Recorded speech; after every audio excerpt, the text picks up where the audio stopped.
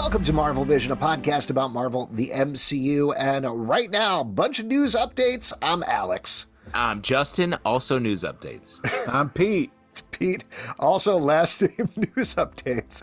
And on this episode, we are going to be talking down some big stories that are happening in the world of Marvel. Well, at least one big story happening in the world of Marvel, and this is a huge one. And frankly, I don't think people realize exactly how huge or big of a deal this is. Yeah. That Victoria Alonso has exited Marvel Studios. This is a story that's been trucking along. I imagine by the time we get this podcast up, frankly, the story will have gone through a bunch more iterations and more stuff will come out. But as we're talking about it right now, this broke through the Hollywood Reporter. Victoria Alonso, if you don't know, is basically one of the original three people of the MCU. She goes back to Iron Man, the original movie, along with Louis D'Esposito. Really? Yeah.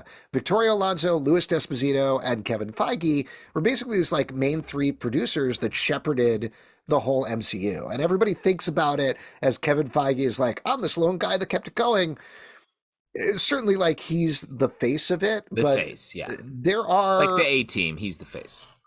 Exactly. And Victoria Alonso is the Mr. T. I never watched that show. Is that accurate, Justin? Oh my God! You Yeah, never yeah, watched yeah. that show? Yeah. I don't know. They were in a van. I don't like vans. They're creepy. What? So That was one of the coolest fans of all time. No, Alex, you're gonna hear a noise in your living room one night and walk out there, and it's gonna be Pete with A-team DVDs and being like, "Buckle up, motherfucker! We're riding on this for the next 8 hours." So Victoria Alonso was one of those essentially original three. She grew over the years to become, I believe, the official title in the past couple of years was VP of VFX and Physical Production. So basically the way that it worked out is while Kevin Feige was, talking to the artists and running the creative and doing all of that sort of stuff, Louis D'Esposito was the guy who was dealing with the money people. He was talking to the investors. He was talking to the advertisers and things like that. And Victoria Alonso was the person who was basically like, post-production and pre-production is all her. So she's the person, particularly how Marvel works, and a lot of this has come out in the past couple of days, more specifically, that they're like, the second they say, hey, we're going to make Doctor Strange and the Multiverse of Madness, she's like, great, what does this look like? We're going to start designing sets. We're going to start designing props. We're going to animatic out the sequences, all of this stuff. And she's the person who is leading that charge. Now, and there's a lot of information we need to put out there, so I'm going to try to put it out up front. But as you're probably all aware, over the past couple of months, there's been a lot of things that have come out very negatively about VFX in the press, where the VFX artists are talking about how they've been insanely overworked. Marvel gives them changes at the last second, doesn't seem to know what they want.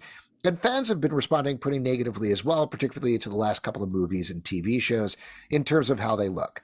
So ostensibly, and there's a guy named Chris Lee who's been doing a lot of reporting about this over at Vulture, who came out immediately after it was announced she was exiting, that was like, yeah, the VFX people hate her. Like, they hate her. They think she is a tyrant.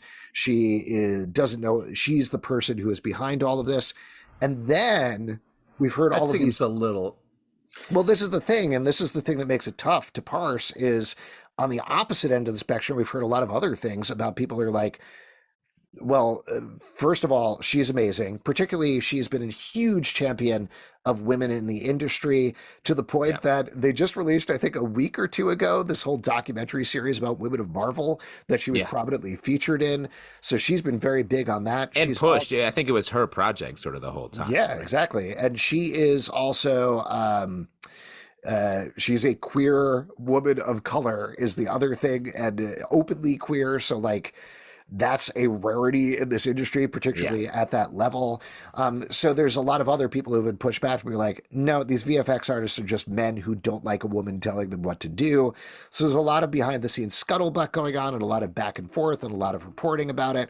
But the big deal here is she is gone. And I think I've certainly heard from people that it was not like, well, I'm leaving Marvel Studios. It was, she was fired, and she was fired for ridiculous reasons. Like, they kind of made up an excuse to fire her behind the scenes, essentially to make her into a fall guy, to be like, which happens. Yes. These movies have been doing well, particularly Quantumania didn't do to be generous, not nearly what they needed to be doing.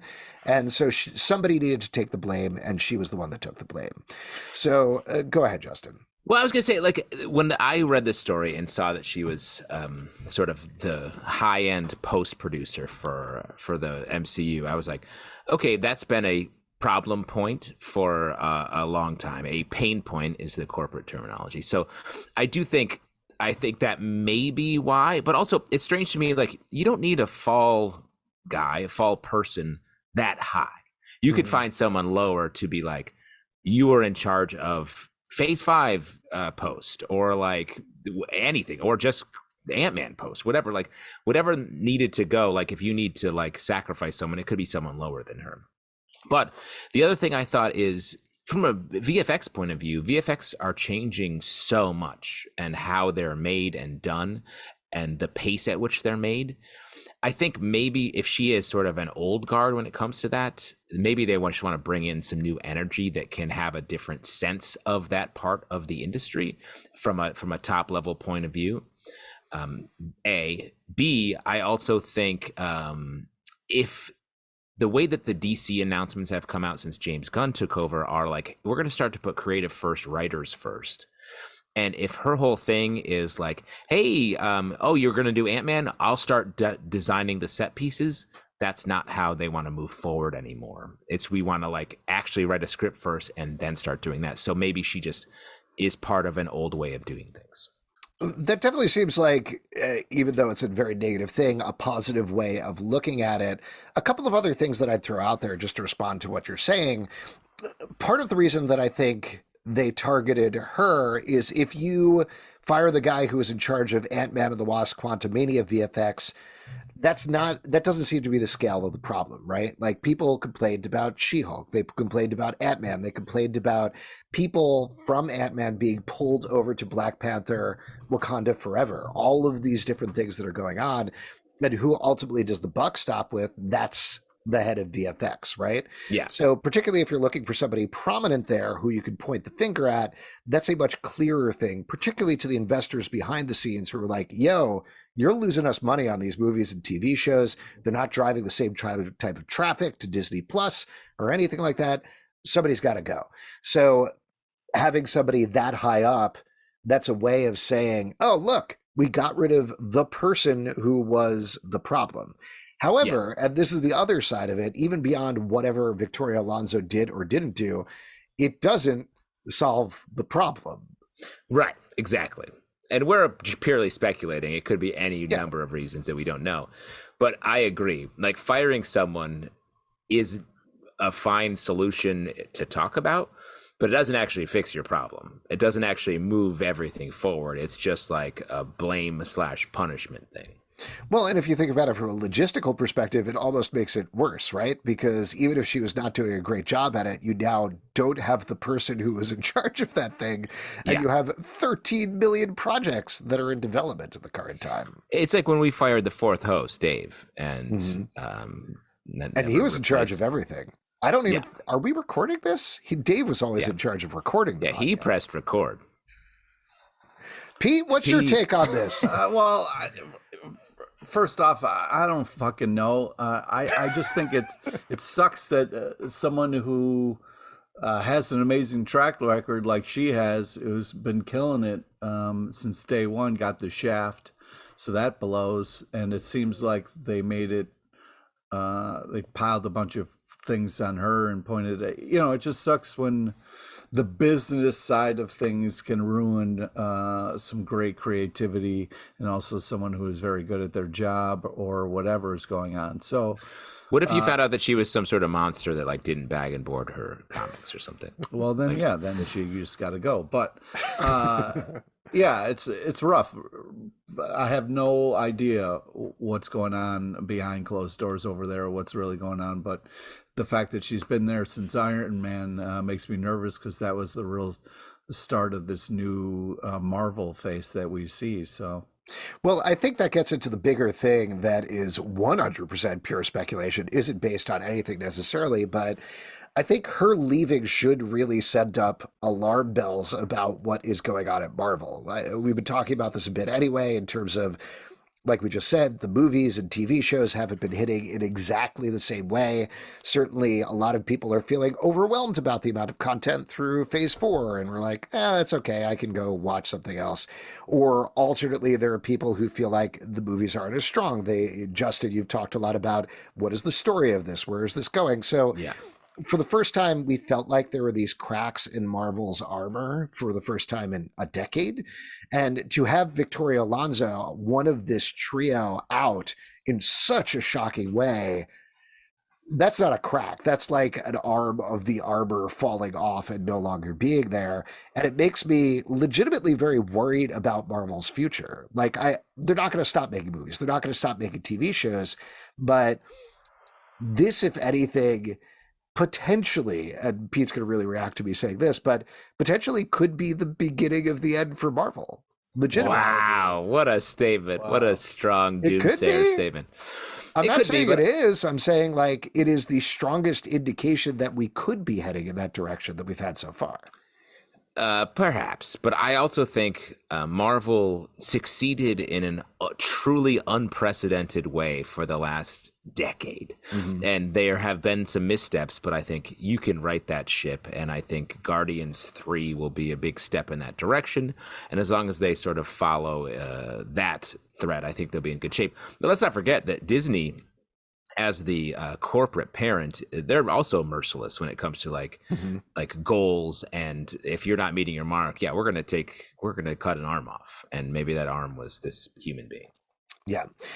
Well, it sucks, and I don't think it's the end of it. This is the other part. I won't get too much into it for various reasons, but I think this is just the beginning of this story. There's a little bit more to the reason they used to get rid of her from Marvel that may lead to other things happening, things potentially. So Mysterious. Yeah.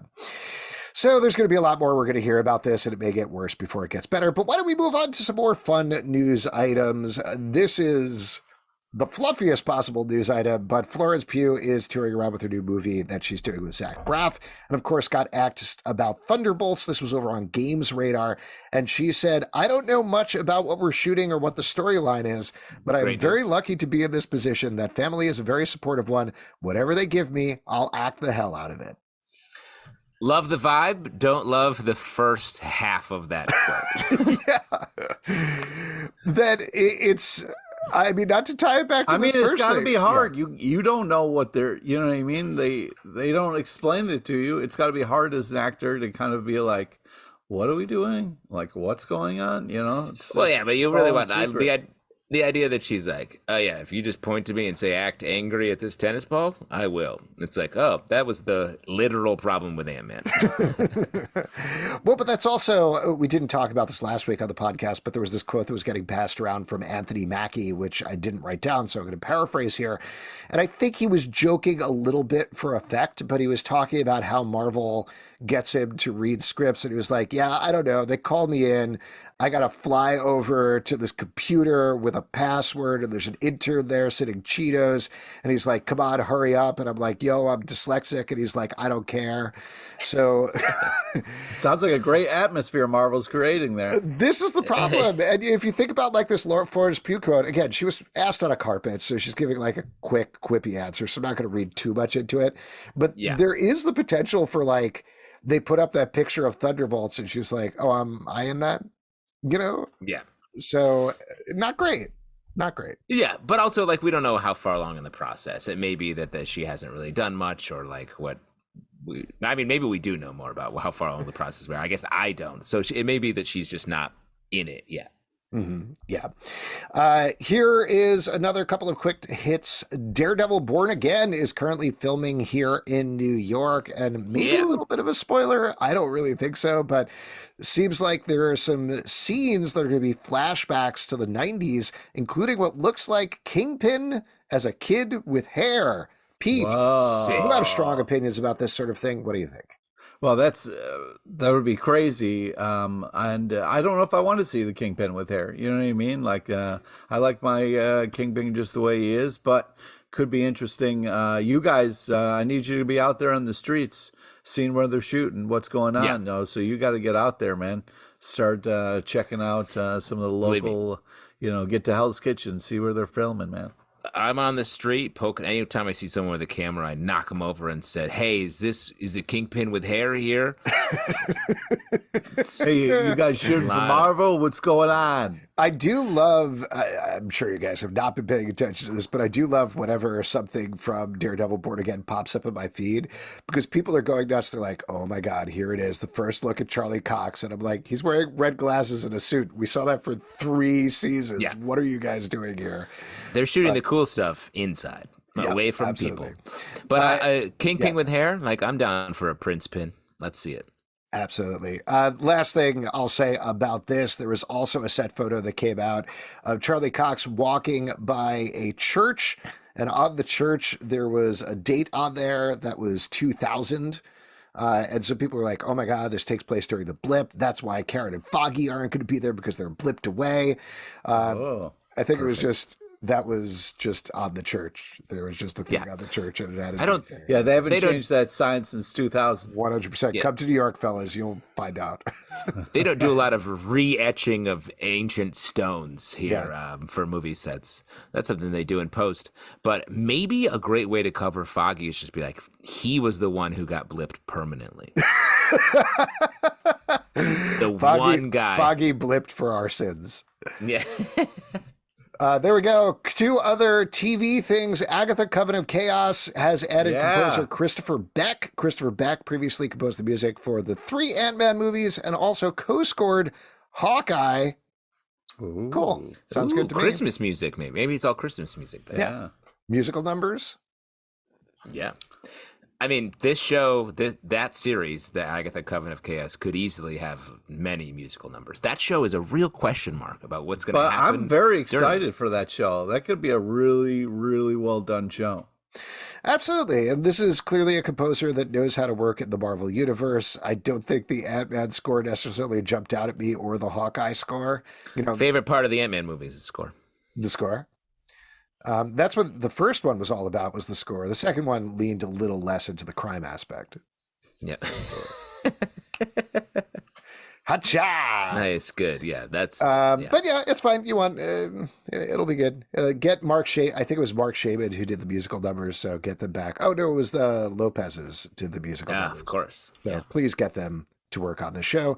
And last but not least, Megan McDonnell and Peter Cameron have joined Vision Quest as writers under Jac Schaeffer as head writer and EP. Both of them wrote on WandaVision. So where Agatha Coven of Chaos is doing whatever it's doing and seems the most direct sequel to WandaVision, this seems to be taking the WandaVision team and moving them onto a story of White Vision, which is very exciting to me.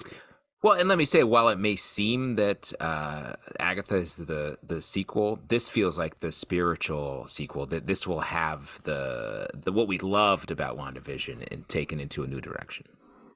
Well, talk about that. Yeah, what do you want to see out of Vision Quest? Because we know White Vision left after the whole Ship of Theseus thing at the end of WandaVision. There's a whole Vision Quest storyline in the West Coast Avengers comic books. I don't think they're going to directly adapt that in any way, because that doesn't make any sense. But what do you want to see here? What do you want to see in this storyline in this show, potentially?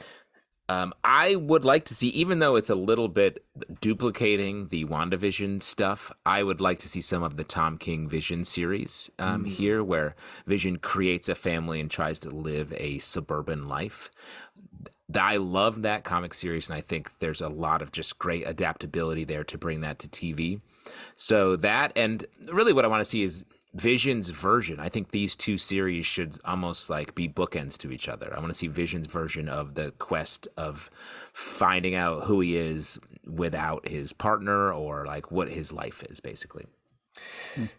Pete, what about you? What do you want to see out of Vision Quest? Good show. Great. Thanks, Pete. I agree with that. I think, to jump off of what you were saying, Justin, what I would love to see out of this, WandaVision, at least critically, is still the strongest show that Disney has put out. And I think at least part of that is how they executed it creatively on an episodic basis. So if they can really think about that, like, what is the creative execution? I don't need to see them do sitcom episodes except with Vision or anything like that. But what is the thing that makes this a show? Why are you doing this as a show? And beyond, this is the question they should be asking for all of these things. But beyond, like, it's a franchise extension, or we like these characters, what can they do? What is the reason for having a show about Vision, and how are we doing it as a TV show?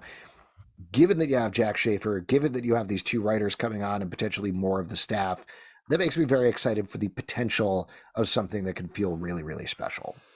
Agreed. Like, what if his quest is to coach up a struggling British football team and try to make them win the league, you know? Oh, Viz Lasso? Yeah, Viz Lasso. Oh, man, that'd be great. Pete, would you be more into it then?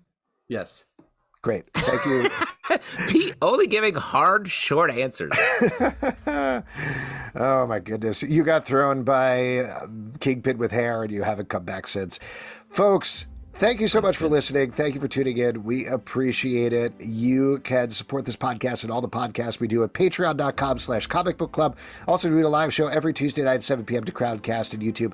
Come hang out. We would love to chat with you about Marvel. Apple, Spotify, Stitcher, or the app of your choice to subscribe, listen, and follow the show at Marvel Vision Pod on Twitter, Instagram, and Facebook. comicbookclublive.com for this podcast and many more. Until next time, stay marvelous. #Princepin.